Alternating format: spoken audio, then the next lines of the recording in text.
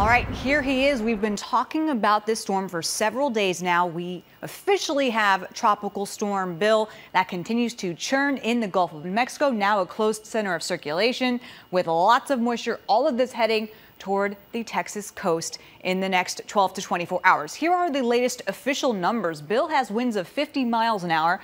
It's moving northwest at 12. At this point in time, there is a tropical storm warning from Baffin Bay to High Island, Texas, and we are expecting Bill to move northwest. It could intensify some overnight before it makes landfall somewhere near Corpus Christi tomorrow morning, but then as it moves inland, it will lose intensity pretty quickly. By the time it gets to North Texas early Wednesday morning, this is a tropical depression. So what does all of that mean?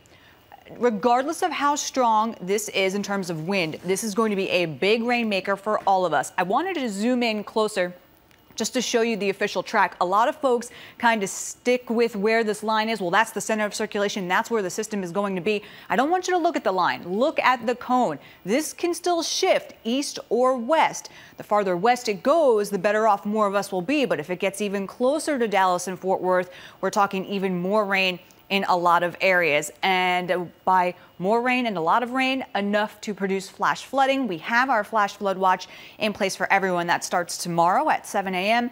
and goes all the way through Thursday at 7 p.m. So how much rain are we talking? Models have been showing 2, 3, 4 inches of rain, but now they're really starting to get a bit higher. I think overall 4 inches of rain for a lot of us, it's pretty feasible. Some areas closer to 6 inches of rain, potentially even 8 inches of rain. It's all a part of the package with this. So that is why the flash flood watch is in place. And that's why, regardless of strength, you're going to hear us talking about this system over the next couple of days because of the flooding concerns. Grounds are saturated. We don't need any more rain, and we just can't seem to catch really a big break. We're still dealing with showers and storms right now in a few locations. Heaviest stuff has been west and northwest of the Metroplex. A lot of these are training one after the other in the same location. So we do have flooding concerns toward Decatur, Bowie, Nocona, and even just outside of Gainesville into Munster. These will continue to lift northward, and we are expecting them to weaken over the next few hours. We still have some heavier rains near Stephenville, as well as into Eastland, Mineral Wells, and Weatherford. This activity as well will slowly weaken. So here's the deal. We still have a lot of wet weather to talk about for the next couple of hours. I think many of us get a break into the overnight, but then as we go into tomorrow morning, we'll start to see some of the outer rain bands of Bill head our way.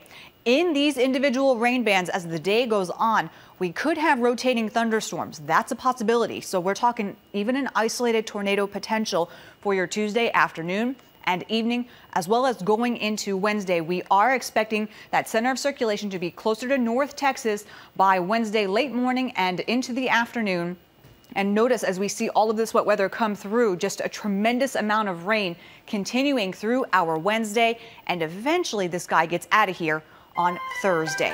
70–80% coverage. I believe everyone will be dealing with rain over the next few days. Flash flooding, a likelihood for many, along with an isolated tornado threat for your Tuesday and Wednesday. Will slowly dry things out, just getting hot and a little bit quieter for the upcoming Father's Day weekend.